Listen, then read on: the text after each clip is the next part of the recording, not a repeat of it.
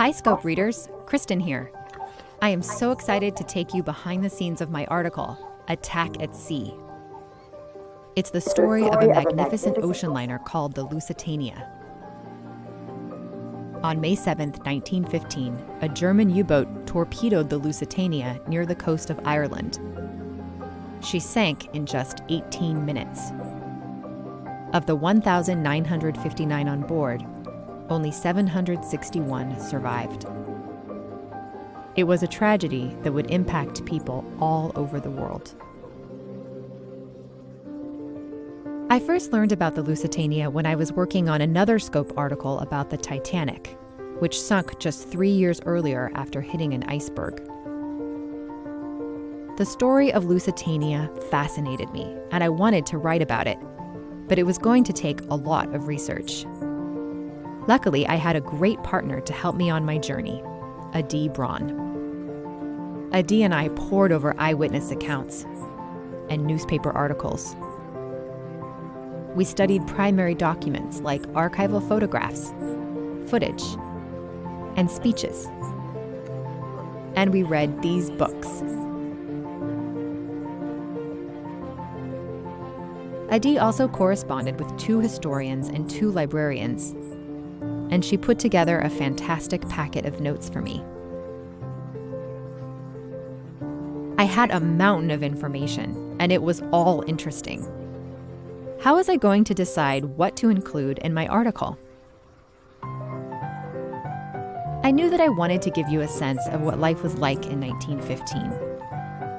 It was a time of transition. Amazing new technology was changing the way people lived, like vacuum cleaners, telephones, and the incredible Ford Model T. New electric light lit up big cities like New York. There was a sense that anyone could be successful with a little bit of pluck and a lot of hard work. But that hopefulness was about to fade. When the Lusitania set sail, Europe was at war. The U.S. would soon be drawn into the conflict, and no one could prepare for the horrors that World War I would bring. See if you can find the passages that help illuminate what life was like in 1915. What do they add to the article? I also wanted to help you understand what it must have been like to be a passenger on the Lusitania. Such magnificent ocean liners were the jewels of the sea. Traveling on one was a luxurious experience. For these passages, I relied on descriptive language. How did I do? There was so much more I wanted to include. These are just a few of the details that didn't make the cut. But part of the writing process is choosing only the best details to serve your story. After I write a first draft, I know I still have a lot of work to do. The revision process is one of the most important steps, and one I have grown to really enjoy. I always read my story out loud to a few trusted friends and colleagues and get their feedback.